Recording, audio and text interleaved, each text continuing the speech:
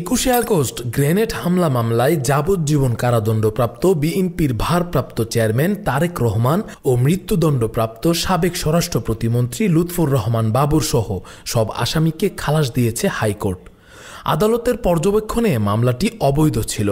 রায়ের পর্যবেক্ষণে হাইকোর্ট বলেন, সাক্ষীরা ঘটনার বর্ণনা করছেন, কিন্তু কে গ্রেনেড নিক্ষেপ করেছেন তা কোনো সাক্ষী বলেননি। এছাড়া ২১শে আগস্টে কে গ্রেনেড সরবরাহ করেছে তা চার্জশিটে উল্লেখ করেননি কোনো তদন্ত কর্মকর্তা। রাজধানী বঙ্গবন্ধু এভিনিউতে ২০০৪ সালের ২১শে আগস্ট গ্রেনেড হামলার ঘটনা ঘটে।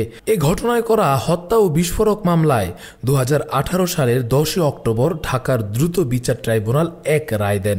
রায়ে সাবেক স্বরাষ্ট্র প্রতিমন্ত্রী লুৎফর রহমান বাবর ও সাবেক শিক্ষা উপমন্ত্রী আব্দুস সালাম পিন্টু সহ ১৯ জনের মৃত্যুদণ্ড দেওয়া হয়। বিএনপির ভারপ্রাপ্ত চেয়ারম্যান তারেক রহমান সহ ১৯ জনকে দেওয়া হয় যাবজ্জীবন কারাদণ্ড। এছাড়া ১১ জনকে বিভিন্ন মেয়াদে কারাদণ্ড ও অর্থদণ্ড দেন বিচারিক আদালত। রায়ের পর ২০১৮ সালে বিচারিক আদালতের রায়সহ মামলা দুটির নথিপত্র হাইকোর্টে এসে পৌঁছায়।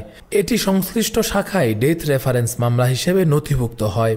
২০০৮ সালে ২২ জনকে আসামি করে অভিযোগপত্র দেয় পুলিশের অপরাধ তদন্ত বিভাগ। এতে বলা হয়, শেখ হাসিনাকে হত্যা করে আওয়ামী লীগকে নেতৃত্ব শূন্য করতে ওই হামলা চালিয়েছিল জঙ্গিরা। পরে আওয়ামী লীগ সরকার আমলে মামলার অধিকতর তদন্ত হয়। এরপর তারেক রহমান সহ ৩০ জনকে আসামি করে সম্পূরক অভিযোগপত্র দেওয়া হয়। Rakibul Islam Rais, face the people, desk report.